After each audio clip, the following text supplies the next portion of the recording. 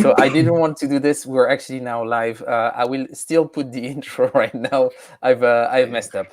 Sorry. So yeah, welcome to Homo Ludens.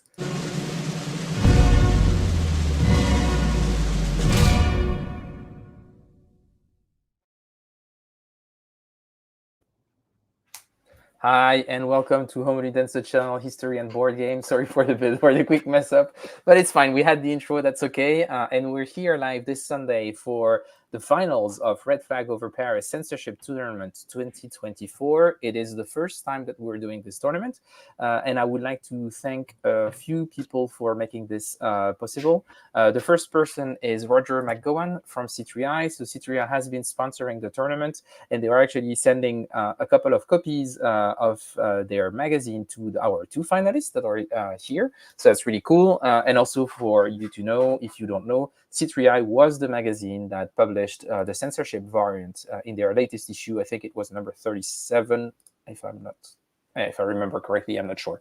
So that's the first person. The second person that I would like to thank is Thor, who's been working at the brain behind Ready the Troops, who's been working tirelessly in making Red Flag Over Paris available on Ready the Troops. And this is where we're going to actually play tonight, but all the tournament has been played on Ready the Troops. So that was really excellent, an amazing platform actually to run tournaments. That was really, really cool. And I would like to also thank all the participants that took part into the tournament that we started this summer. I think there were 38 participants to start with. And now we're left with the final two, the best of the best, the crème de la crème, as we say in French, Constantine and Philippos.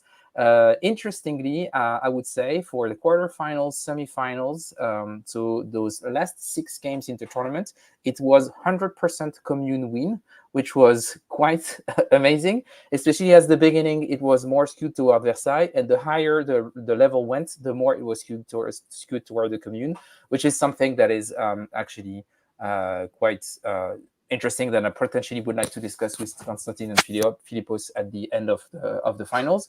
But we all hope, I think I'm speaking for everyone, for a commune win tonight. We'll see if it works or not.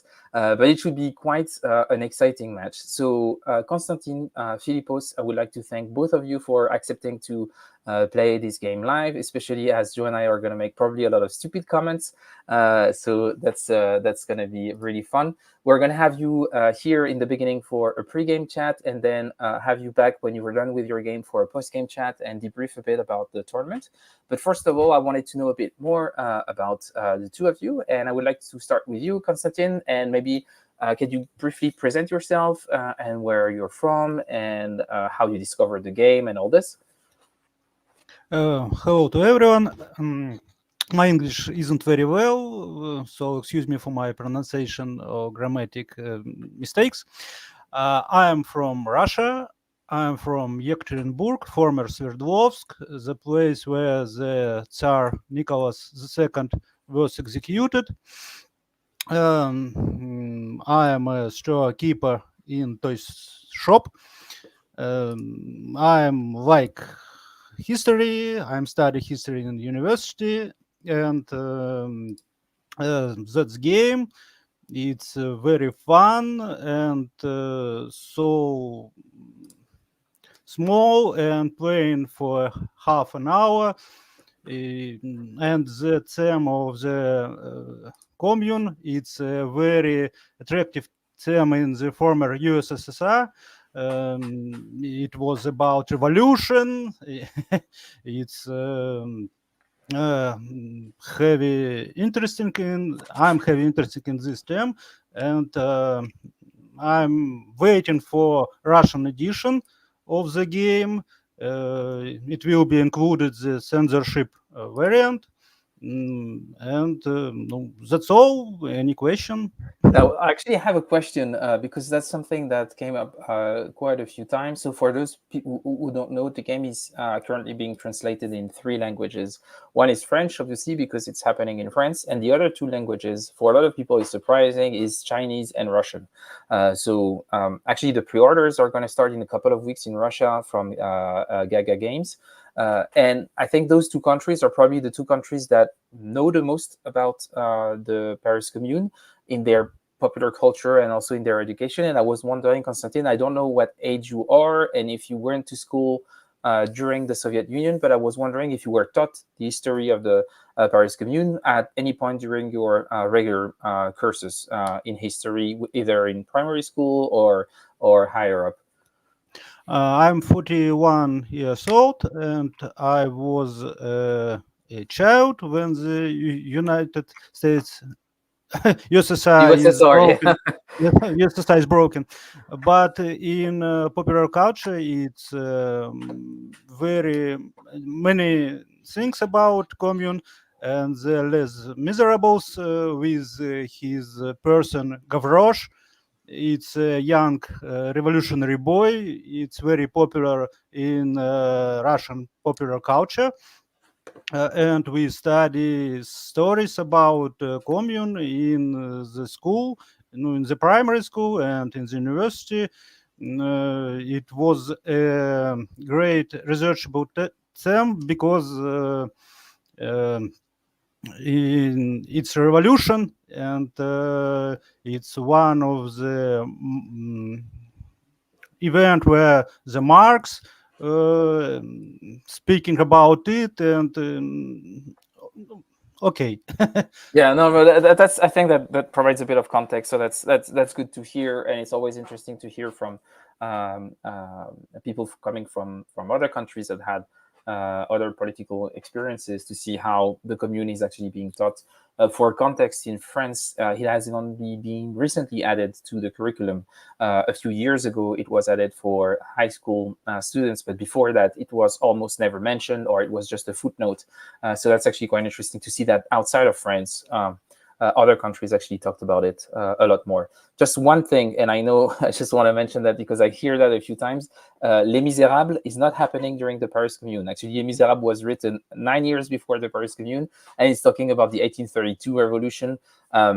We did a lot of revolution during that periods of time, so it can be a bit confusing. But just reminding everyone that Gavroche was not a communard.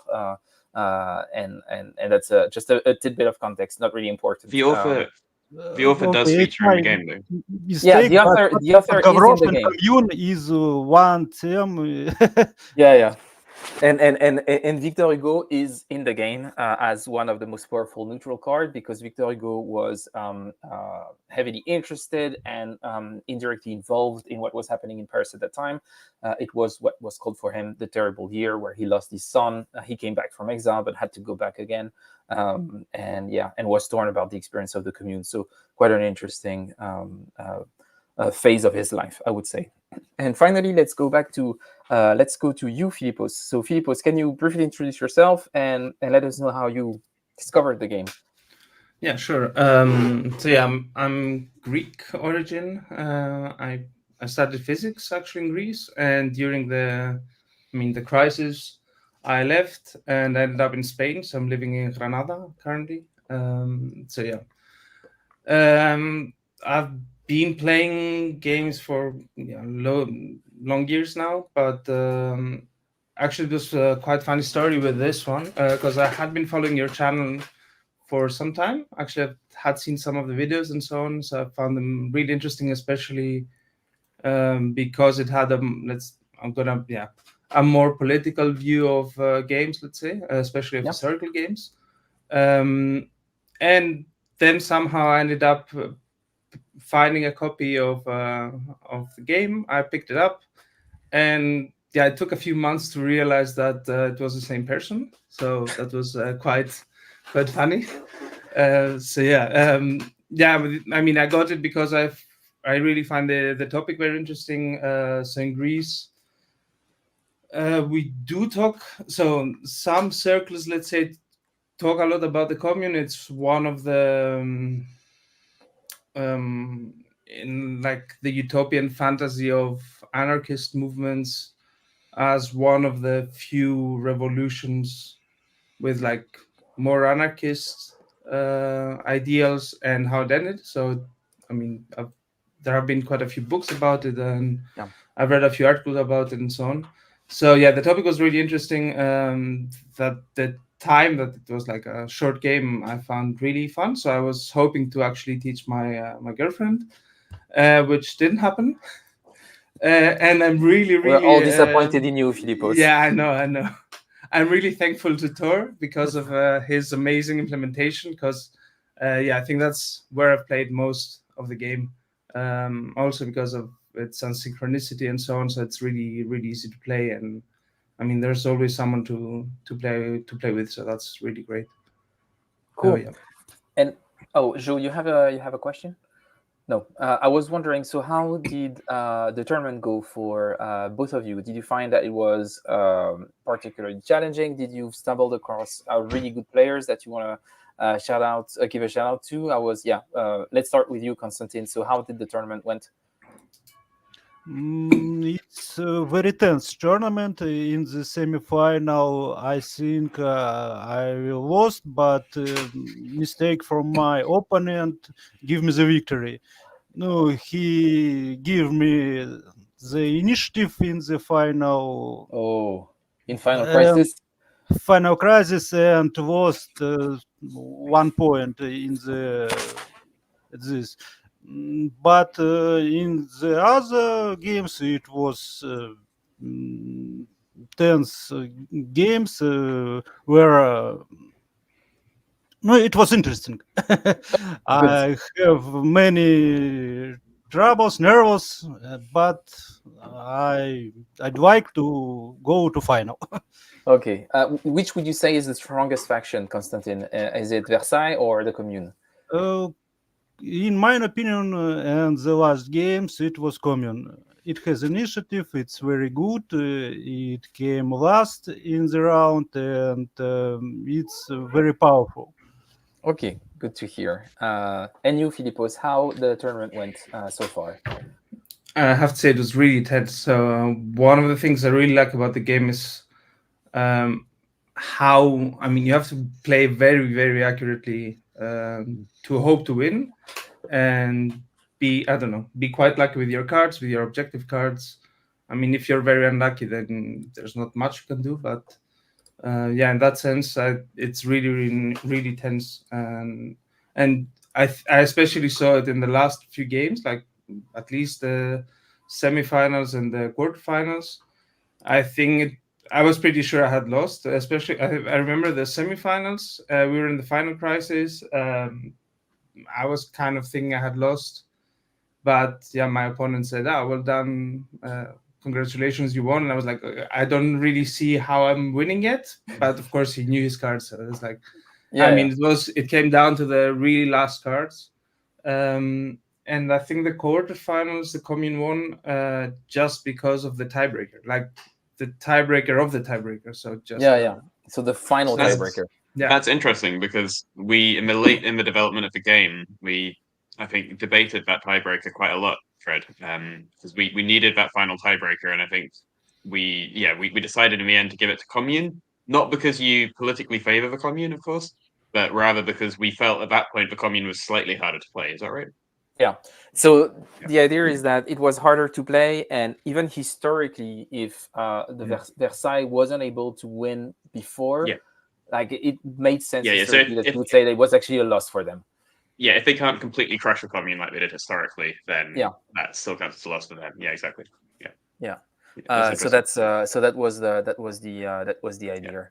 Okay. I think But I I'm gonna make something up. I think at the time Fred said to me, "Joe, this tie is never gonna happen. It's fine. We don't need to do this." And then, of course, like any good developer, I persuaded him to put the tiebreaker in, or else I'm pretty sure we'd have we knew unresolved that it games. was gonna happen, but yeah, it's fine. I make up a lot of stuff anyway on myself, so you are allowed to also make up stories. That's fine. I will accept so it. one thing I really noticed in like the games of the tournament, and I think you could see that people were like really knew the game, is exactly that most games ended in the tiebreaker. Maybe not the really second tiebreaker, but like it was never like just easy, well, not easy, but like clear win without the tiebreaker. Did you find, as expert players, do you find that changes how you play at all? So you play for the tiebreaker, so I need to win another objective now or something like this to try and make sure you're in a good position for the tiebreaker. Oh, Yeah, go ahead, Konstantin. I am thinking about tiebreaker, and I'm going to this part of game. I understand that I can't win in the points and go for the tiebreaker. Cool. Yeah, I think I think it's very, very difficult to win if you don't win all of your objectives. I think that's, unless you see it very clearly that it's an unwinnable objective, and then you have to maybe rush for a different victory. Okay, but I guess we're good to go now. So you've got your game set up on Ready Troops. I'm going to start streaming the game itself directly from here. So people watching this are going to see the game live. And you can disconnect and start playing. We'll be commenting the game. And once you're done with the game, I would like you to, both of you, to come back and we can debrief that final game. Good luck to both of you. May the commune win. We'll see. But may the best player win. I don't know which one is which. Oh, so Philippos, you're going to be Versailles, and Constantine, you're going to be the commune. So that's going to be quite something. Really looking forward to it, and good luck to both of you. Yeah, good luck, Konstantin. Good luck, Philippus. And see you in a bit. Great, but yeah, that's gonna be actually quite exciting to see. Joe, do you have any pronostics regarding who might be the winning faction here? So, as we were just saying, it seems like the Communers has an edge late in the game. So I'd say probably Constantine and the Commune just because of that. And I have a theory about why that might be. So why you might see Versailles winning more early on and Commune later. Do you have a theory about that? Should we discuss that quickly? Well, I do have a theory about it, but I didn't really overthink it that much. I would be curious to hear what you think. Okay. Initiative to Versailles. Yeah, makes sense. Yeah, no, that's normal. Yeah. Well, it's a little risky for Commune, but it's normal because they might lose a cube. Yeah.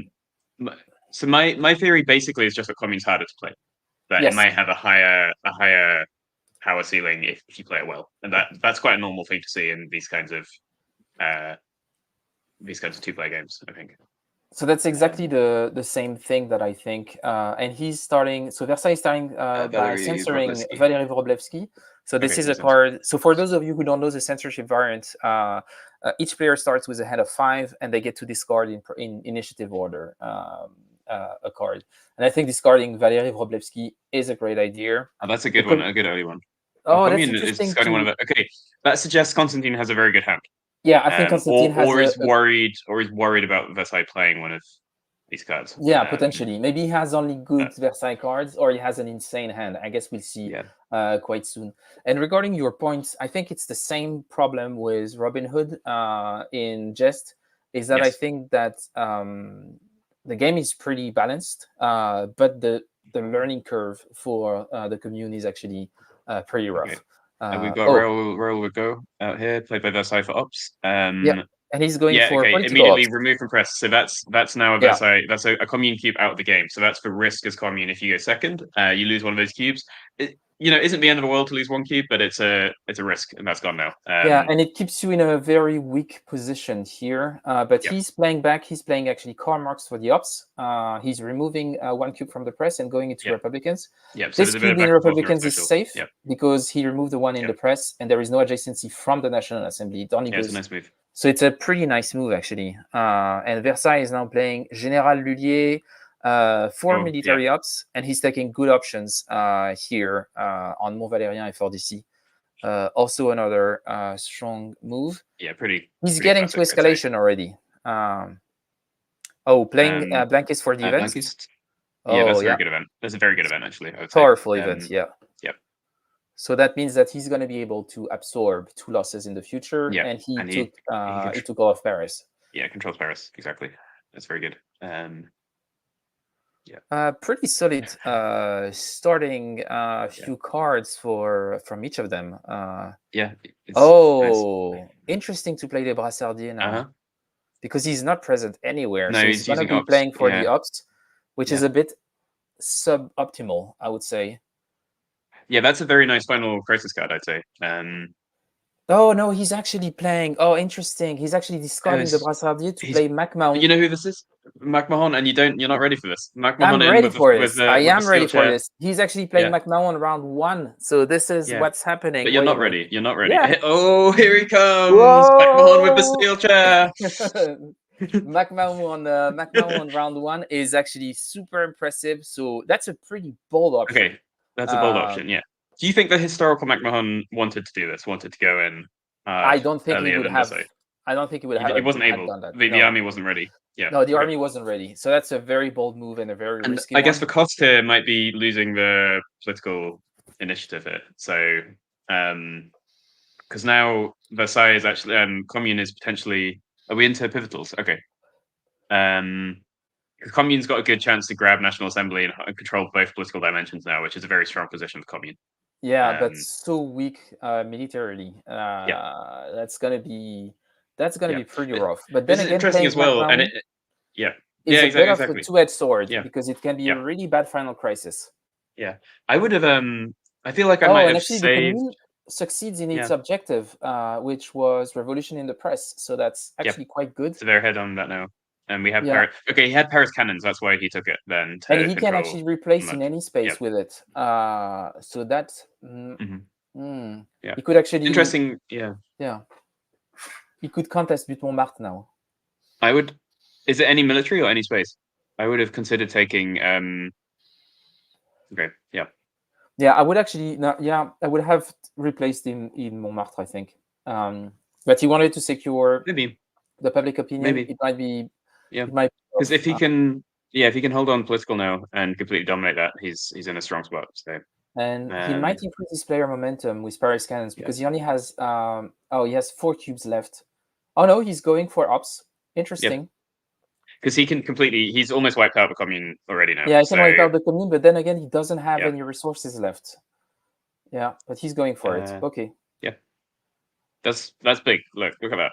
It's a big beginning of the I haven't game. ever seen that, I don't think. So Paris Commune eliminated, but revolution spreading into the countryside.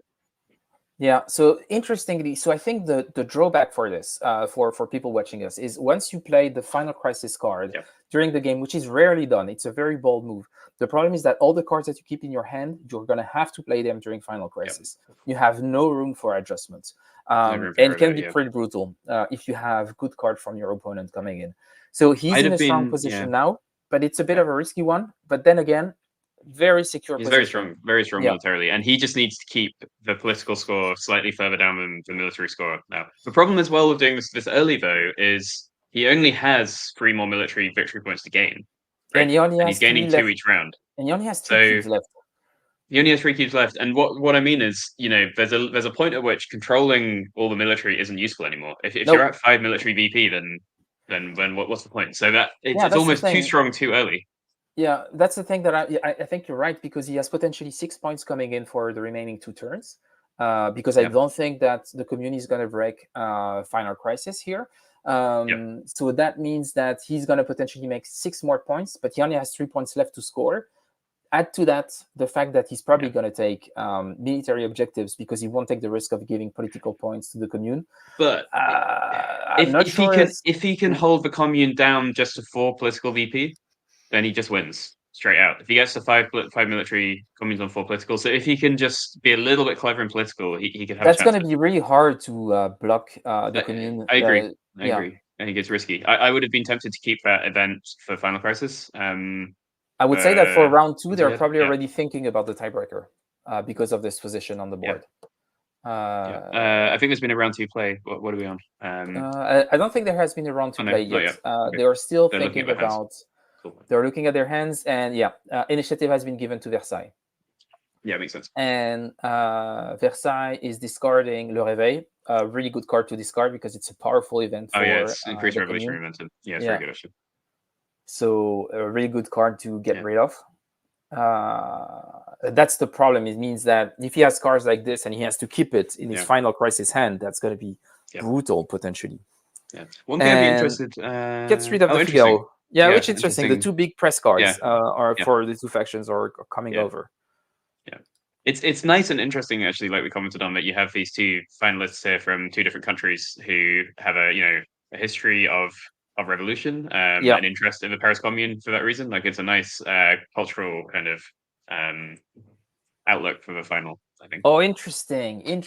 He's actually using Général Espivant to activate Le Figaro. Yep. So that's pretty smart. Oh. And Victor Hugo is here. For the Commune. Yeah. Okay, so that's just countering. It's just countering the presser and wiping out. Yeah. But he's Wiping out. That makes completely sense. wiping out the Yeah. presence They can, of.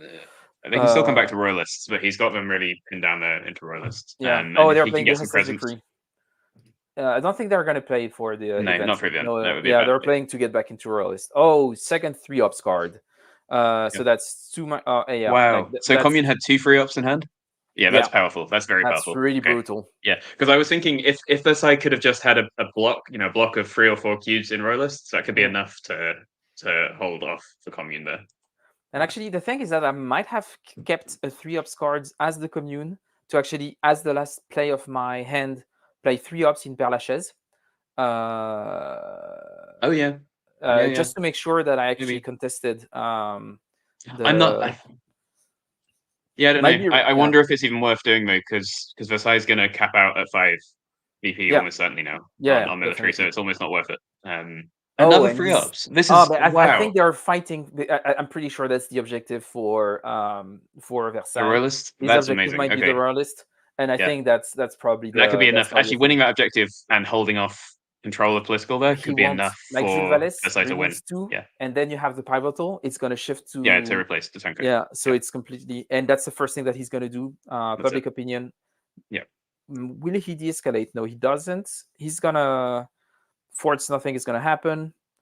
I'm wondering if they're gonna institutional. He's gonna shift royalist. That's for sure. Yeah, for sure. And that's I think not de-escalating was smart because he has plenty of cubes actually right now, and you don't want an event to knock you out of press. Yeah, exactly. I think that's a good point. The whole thing but there. Yeah. As Versailles, I would de-escalate in Paris. That's for sure. I would de-escalate in Paris. All those cubes in Paris are useless. No, but then that makes you vulnerable again to that move you were just talking about with the freeze. But the smooth with the 3 is it's not only in Père Lachaise. Yeah, you're right. It's only Père Lachaise. Yeah. So maybe not. So I think the third one in Montmartre is overkill. You take one off. Yeah. Yeah, and then he has 5 cubes left. So that's actually quite interesting. It's a bit of a risk not to take the Prussian collaboration because, first of all, because of your see they're almost already tied. They're tied now. So that's the thing. I think it was a very risky move. What objectives did they have? It was Catholic Church actually. It wasn't that one. Catholic Church was for Chateau the de Commune. Yeah. No, but it wasn't. It wasn't royalists. And neither of those events will be super important, will they? Because we already have cubes everywhere. Yeah. What's he doing? Oh, the Commune. I see. No, the Catholic Church event does have some effect. Remove one from Valerian. Yeah. And then he placed one down. Okay. Yeah. That's the thing that happened. So as just back off. Yeah. Okay. So that was exciting. Unexpected round. I wonder. So I haven't looked at that many of the tournament games, but there's 2 things I'm wondering about. One is how often you see this almost total split like this. Just completely dominating one side or the other. And also how often players discard cards to increase momentum. I think Commune does it sometimes. But it seems often like quite a weak play. So I'm curious about that. Yeah, I think you really have to be desperate to do it. I would say that Commune can do discard a shitty Versailles card from their first hand to increase momentum. That might be worth it. But apart from that, I think it's it's not necessarily a good move. Because they have several one-off events which increase it anyway. So was Jules Vallée discarded for something down there? No, Jules Vallée was the last one that was played. Fred, I learned French in primary school, and I know that you never pronounce final letters in French words. Yeah, for Jules Vallée you do, but I don't think that's true. It's not because it's a name. It's not a word. So initiative. Is it because it's not a French name, or just it is actually a French name? Yeah. Okay. So discarding Portmanque. Actually, that's a really good one because then he could have actually replaced in Père Lachaise. because you are always present as the commune. Oh, and he's discarding Otto von Bismarck, which he can, very safe, because there is no presence from the Versailles National Assembly. So this powerful event cannot be used. Oh, he had Because sapper you need to have tactics. somebody there. Yeah, that's right. He had sapper tactics that he actually. Oh, I have a guest coming in. So he used one. Sapper tactics. So he actually did that. He did discard it just to gain the cube. That's interesting. Why is he? You think he just thinks he needs that cube, but he doesn't need cubes that badly. No, I don't know why he's doing this. That's a strange move. Yeah, it's not useful right now. That's strange. Yeah, I don't know about that. So that's a question. That's a question there.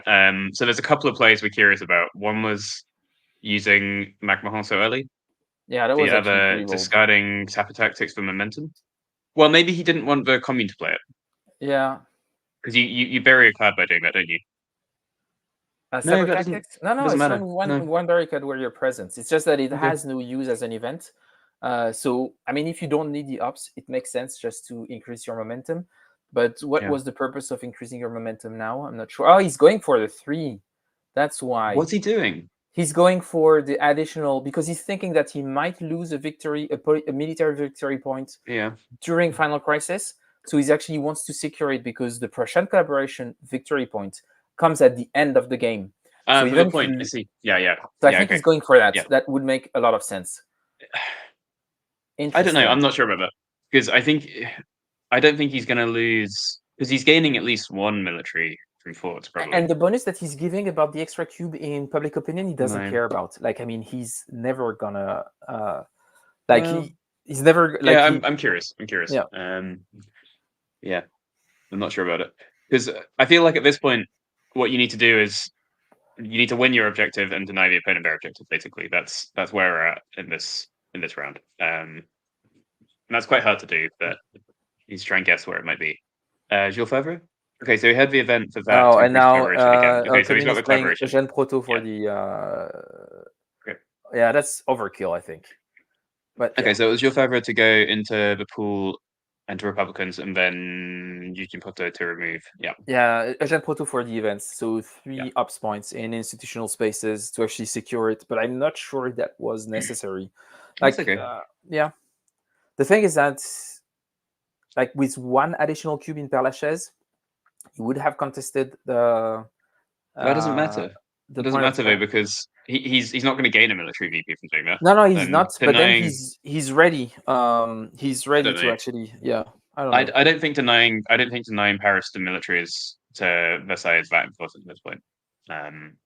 Oh, he's playing Darbois, Georges Darbois for ups, going into Royalists. Okay. So trying to come back. That's fine. Yeah, so similar kind of thing going on here. So Pelletiers and Royalists. We've seen a lot of free up cards in this game. Yeah, I just need to remove 1 cube from Royalist and he'll be able to get it back, and that's what he's doing actually. Yeah. Okay. And then he's probably going to de-escalate, remove 1 from National Assembly and 1 from Royalist and take control. So pivotal bonuses are coming over. Okay, so. But that's I can do the same anyway. So institutional. We're so I would expect. We're just deadlocked. Yeah, I would expect a de-escalate. Probably. Yep. Yeah, you can't really replace. It has to be a de-escalate. Yeah. I think Versailles. I think there's been 2 big misplays by Versailles. I have to say. I think this has been Versailles' game to lose. So public opinion, probably another de-escalate, but no, he won't do anything because if he goes into de-escalate, his pool would be full, and he knows that there's a replacement coming in Père Lachaise. So exactly. VPs are not moving. They both got their objectives. Yeah, Père Lachaise and Republicans. Versailles had and that's the thing. I was pretty sure they were going to keep their own objectives in the areas that they control. These won't really matter. Oh no. So Père Lachaise to remove from somewhere could be okay. Yeah. Yeah, and I think Rise of Republicanism could be actually pretty powerful because you can replace an opponent's cube in a military space, and they're coming after. So I would replace in Butte Montmartre or even in Mont Valérien. Might actually be an interesting option. Yeah, Mont Valérien could be. Yeah. Oh no, he's replacing Butte Montmartre. Okay, makes sense. And that's the thing. This is why that final Prussian collaboration point might be critical, because they. I don't know. But I don't understand how it could be critical because even if be critical if commune scores Paris and denies forts. Yeah. Yeah, which is going to be tricky. might be possible. Well, he has the main card. Yeah, what's the guy thing called? is, he has Yep. so initiative to the commune, smart. He starts with Jaroslav Dombrowski. That's the thing. Like he's already That's great. taking Yeah, he's Paris. got a good hand. Okay, yeah, and he Yeah. has a good hand for it. Yeah, okay. And then he has his Final Crisis card as well. Oh, he's playing Gallifet. Oh my god, that's really worth it. Gallifet is basically committing war crimes, removing cubes from the pool, but providing commune with an extra point. But that's the thing. Commune is matter. already maxed out. Charles de Lecuse is coming. Okay, Delicus. Yep. It's not going to be enough though. So it could have been enough if Gallifet wasn't played. Gallifet hadn't played yet. Yeah, I think Commune's going to win on the final bubble tiebreaker. Yeah, Yeah. I'm calling it now. Yeah, I don't see how else this could go. Yeah. Oh, Versailles plays Adolphe Thiers.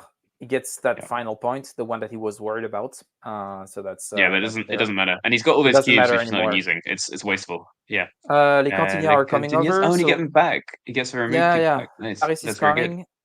Yeah. Oh yeah, and there was no commune cards in the hand. Yep. So that means 3 ups into Butte Montmartre, but that's not going to be enough to take. It's not going to enough. No, because of the barricade.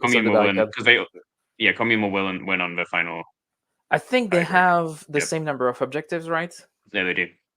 They both. And actually, he's gonna not on the final tiebreaker. He's just gonna win on the tiebreaker strictly because Commune has more. Commune has initiative. Commune has more pivotal, and they have the same number of points, and they won the same number of objectives. So it's going to be 2-0 for the Commune. Interesting. Yeah. Yep. Yeah, I forgot about the initiative, which also favors Commune often because they're often ahead on political. So yeah, that's interesting. Yeah. Okay. What a crazy match! And we said so playing MacMahon in the beginning. A bit of a risk move. That was, but it wouldn't. This is the thing, though. It wouldn't have helped having it now either. Maybe to take back one mark, but then he'd still lose on the initiative card. So, it was a risky move, but I don't think having MacMahon in Final Crisis would have made a difference. Oh, and Philippos is already back. He already knows that he's won. He's already back in the stream. Philippos, you're already back. Not waiting for the game to be completely over. No, Philippos, you're mixed up. Philippos, despite being Greek, talking about anarchist, is not playing Commune. Oh yeah, Philippos, you were playing Versailles. I'm sorry about that. Okay, yeah. So yeah, I wanted to congratulate Constantine because wow, what a game! Yeah, it was an insane game to watch. So as I said, 2-0 for the Commune. So that means that all of the final matches from quarterfinals up to the finals were wins for the Commune, which is quite amazing. And I must say, Philippos, Constantine, congrats to both of you. It was a super tight game up until the end. We're really curious to see what was going to come out of the Versailles hand from Final Crisis, because I must say, Joe and I were surprised, Philippos, that you went for MacMahon on round 1. So what happened there? What was the thinking behind it? Well, first of all, again, Constantine, congratulations, since he's joined. And yeah, my hand was not great, to be fair. I had to choose between, I think it was Montmartre or social movements as an objective. So I went with a military one, and yeah, I just thought was a way to let's say at least overrun the military part, which kind of happened. Actually, I think we spent most of the second round removing and adding the same cubes to royalists. Yeah. Not wrong. So yeah, I was pretty confident that at least I would get all the points there, like the 5 points till the end of the game. Yeah, and we were wondering, so your final rush at the end of the game for Prussian collaboration, was it in case you thought you might lose a point in military in Final Crisis, or you felt pretty safe about it? No, I mean, I was pretty safe about that, but I didn't have a lot that I could do in the political spectrum. So I thought at least that way I gained the points. Yeah, that was more or less more or less it. Mhm. I thought maybe if I lose the victory point, I can at least gain it back. But yeah, Yeah, okay, that makes sense. And Constantine, congratulations. You did deliver on your commune win that you all hoped for. In a way, I'm wondering if Philippos didn't give you the win, just out of political courtesy, which would be okay. So, Constantine, how did you feel about the game? I had a good hand in the first round. I had pretty political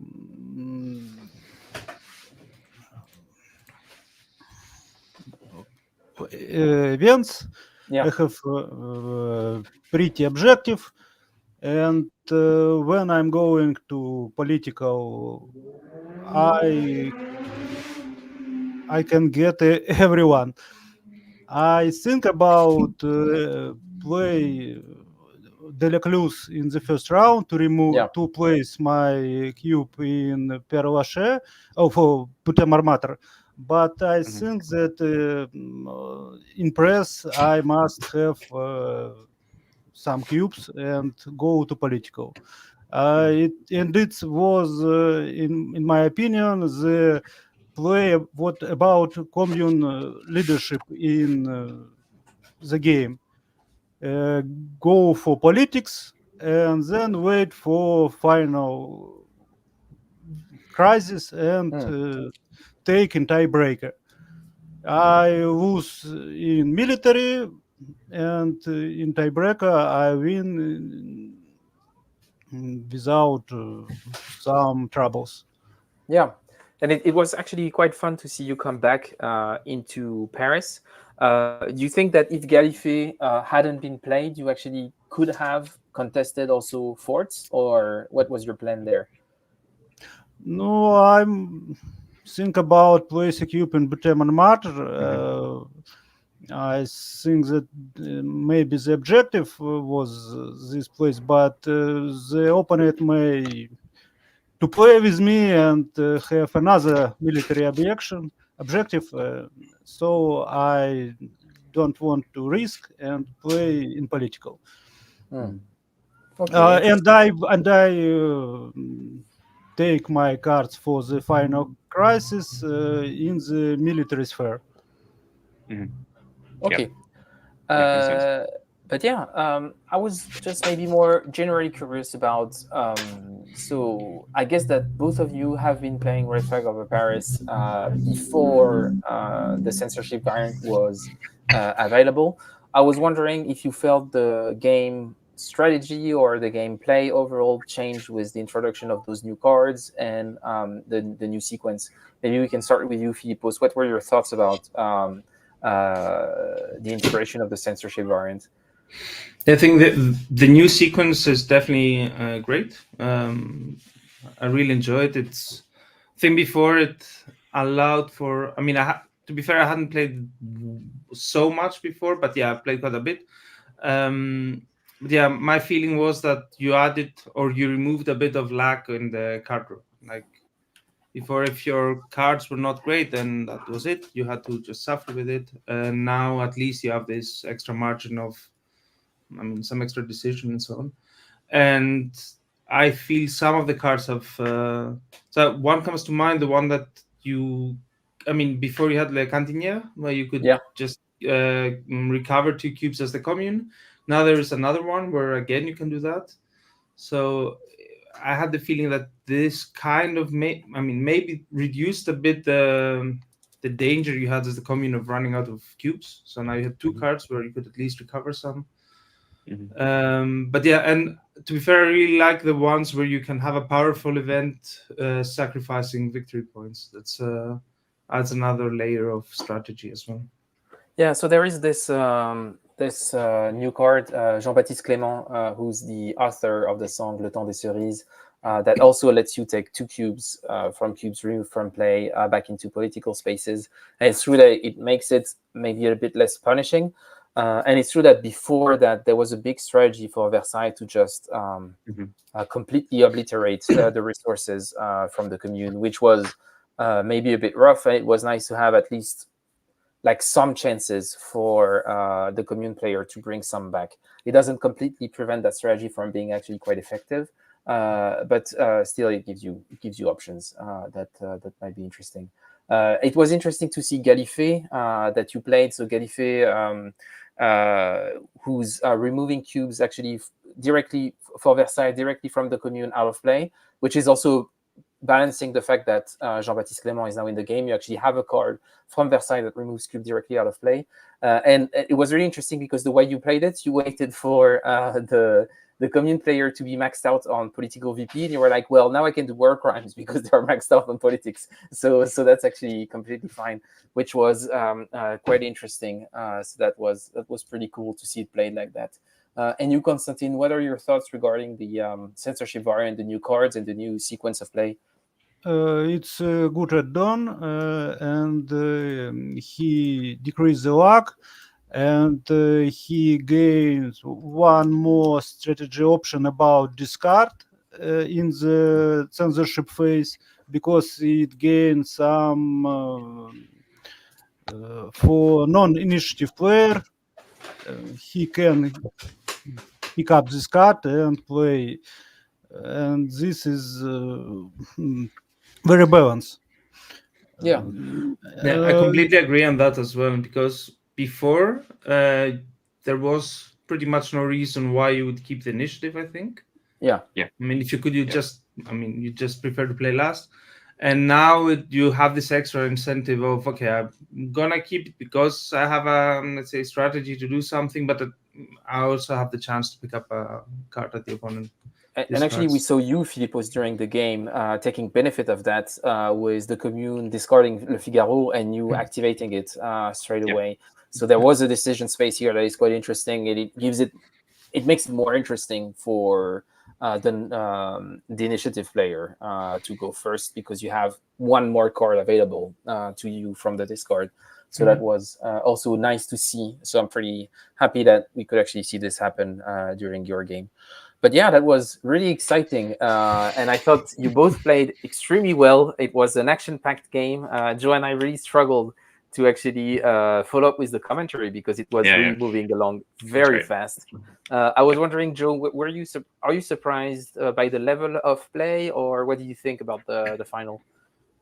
I was surprised by how fast it was. Even, like, I expected it to be fast, but it was even faster than I thought. That was less than half an hour probably. So really, really quick play. I wasn't surprised by the level of play because I expected a game of this length, given players playing in a tournament over several rounds, to really get to quite high level play. I think we've seen this before with the Robin Hood tournament as well.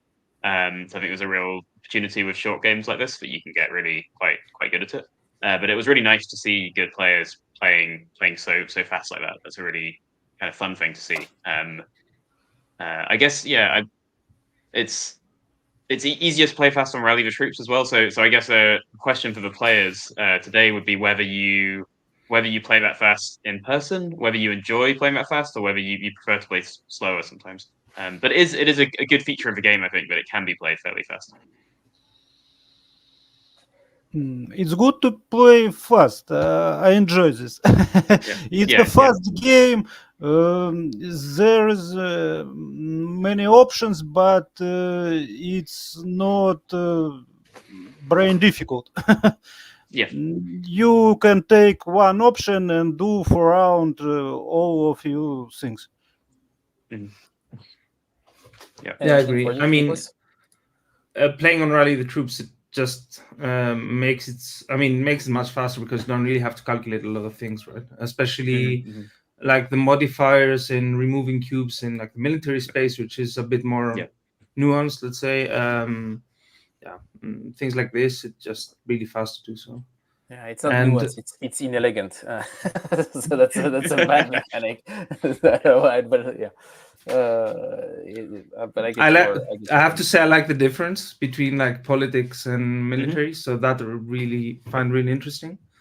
But yeah, I mean, you have to, like, I think in person you have to try and calculate it a bit more and so on, so it takes longer. And I have to say that the undo button is amazing. So that's like, it also Yes. lets you like calculate a few things You can really see how it's fast. going to So go. it's like, Yeah, try and remove and redo. I think it's actually a great feature of the radio troops Yeah.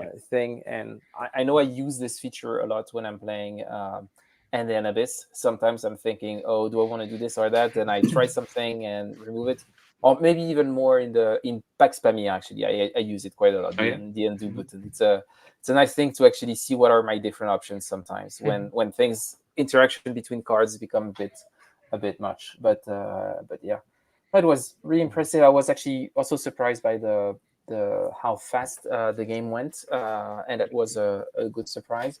We wanted the game to feel fast paced, and I feel like on Ride of the Troops it really went well. We have a question here from Alan, and I think that's probably for the all of us. So the historical notes are excellent for this game. Thank you, Alan. I appreciate it. Curious how folks view the historical accuracy and the new variant.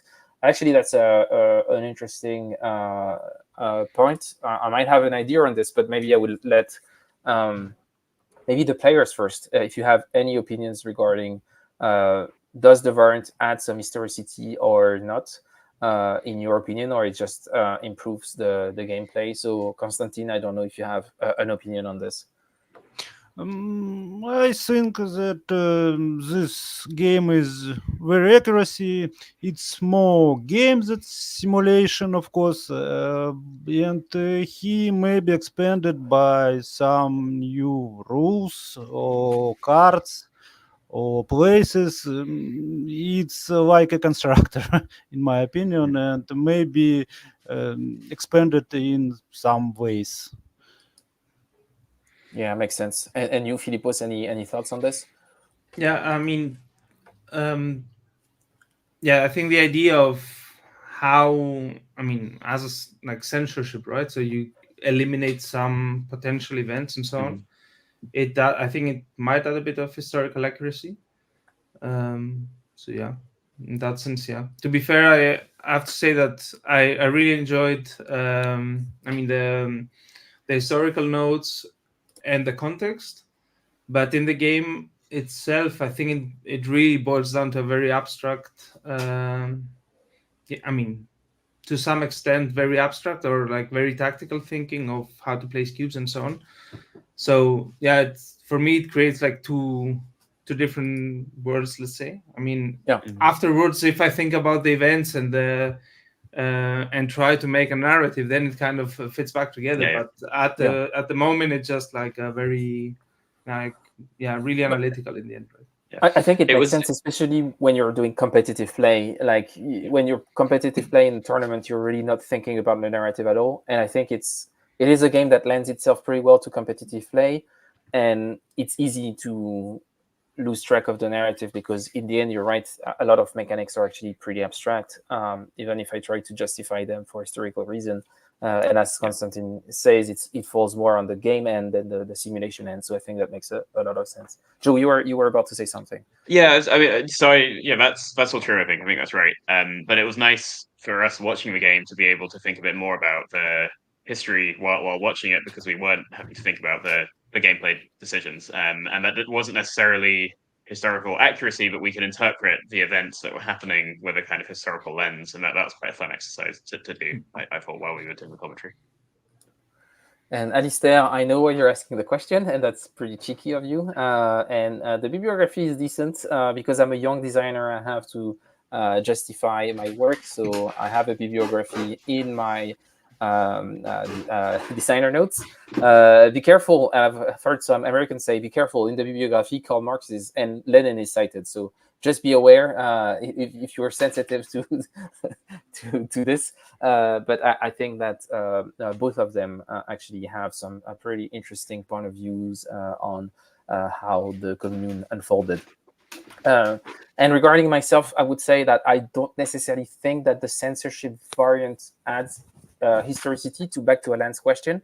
I think it adds a more interesting decision space, and it was more a game design decision to do this. But on the other hand, and that's what Constantine mentioned, and I agree with him, it did enabled me to add some new events. And actually, it portrays a part of the commune that was a bit out of the first version of the game. Notably, as we said, the war crime. So Galife is now in the game, and you actually have something that depicts this. And I was uneasy about portraying this in the first version of the game. So that's one change that you have in there. And then you have some events that were just left out from the original version that I was just happy to introduce. So in that sense, there is a bit more historical depth just because you have more events that cover other parts of the commune that were not originally covered in the original game. So that's pretty much it. I think that's we have a comment here about relationship between abstraction and historical evocation. And I think we're definitely and that's probably something that I said already. I wanted to make a game on the commune because no game on the commune existed. I don't expect that out of playing the game you're going to necessarily learn about the commune unless you engage with the material. If you don't want to learn about what's behind the cards, about what gives the context of the play and what justifies the mechanic, you can totally play a Red Flag over Paris and learn nothing about the Paris commune. So that's the thing. Like I didn't expect to be able to do this. So in that sense, it is pretty abstract, but there is some historical thinking about the way things are abstracted and portrayed, I would say. Whether I succeeded or not, that's another discussion that I don't want to get into. But yeah, I think that's it. I don't know if there are any other questions from the audience. But if not, I would like to thank you again, Konstantin Philippos, for amazing game, amazing tournament. Konstantin, congrats for this amazing commune win. We're all very proud of you. The commune lives on thanks to you. That's really that's really great. And I don't know, any final comments from any of you? Yeah, I have a question actually. I mean, especially since we started talking about the whole, I mean, not the design, but like the historical accuracy and gameplay. And how did you think about this or approach the card design? Because like while playing it, I was thinking how difficult it must be to actually try and figure out the card events themselves and find an event that fits or like a character that fits and so on, or if it was the other way around or kind of mixed. So I actually started with a list of events that I wanted to be in the game. So I started listing the things that I think was critical to portray in the game. And then once this was done, I was always trying to balance out how to make sure that the events were simple enough that it was easy to implement and easy to play, and you wouldn't ask yourself too many questions while playing the game, but still adding a bit of flavor. So I think the first events that you have in the original box, they're actually somewhat closer to Fort Center, where most of the events are pretty straightforward and just a few of them are a bit quirky and goes in weird direction. And then for the censorship variant, I went wild. Like all of the 10 events that you add are radically different from the rest of the game, because it was for people who are experienced with the game, that engage with it. And I'm like, those people, I'm going to give them events that are a bit crazy because they're going to have fun with it. They will know how to play them. But I started from a list of events, things that I wanted to show. And then I thought about, okay, within the gameplay, how can I depict that event in a very abstract way? So, and Les Cantinières is, I think, a really good example of that. Les Cantinières is basically a woman taking part in the fighting within the Paris Commune and actually expanding the military contingent of the commune. So it made sense to actually take some cues that had been removed and introduce them into play. Because what was happening technically during the Paris Commune is that you had cantinières that were originally women who supported the wounded and provided food on the front line, picking up guns and taking part in combat. So changing the way they were interacting with the combat. And it made sense that they actually replaced people that were dead to actually be present on the military space. So in a lot of ways, I tried to abstract things that I think made sense, but keeping it pretty simple. But I started from what I wanted to portray for each faction. Okay, thanks. Cool. Okay, but I think that was great. I would like to thank everyone also who was watching this stream. It was actually fun to see all of those interactions, to see Joe, Olivier, Alistair, Alan, Simon, and so many more. So that was really cool. If you wish to support the channel, you can subscribe. That's the first thing that you can do. The other thing that you can do is donate on Ko-fi, and you will have access to our amazing Discord server. Yeah, in other news, so if you are a Russian speaker, which might be the case because I think that there were some discussion in Russian wargaming about this final earlier this week. So if you're a Russian speaker, just know that there will be the pre-orders for the Russian version coming in a couple of weeks from Gaga Games. And to my knowledge, this localization in Russian will contain both the base game and the censorship in one box. So that's actually a pretty good value proposition for for the part of the Russian wargaming community. So yeah, so I know, I'm sorry, Olivier. So the dog was here a bit earlier, but she left. So there is no Tamakam tonight, but there will be some Tamakams in the future. Thanks again, Constantine. Thanks again, Philippos. Congratulations to both of you, and have a great evening, everyone. Bye-bye. Yeah, thank you. Bye. Thank you for Thank the you. tournament. Bye. It was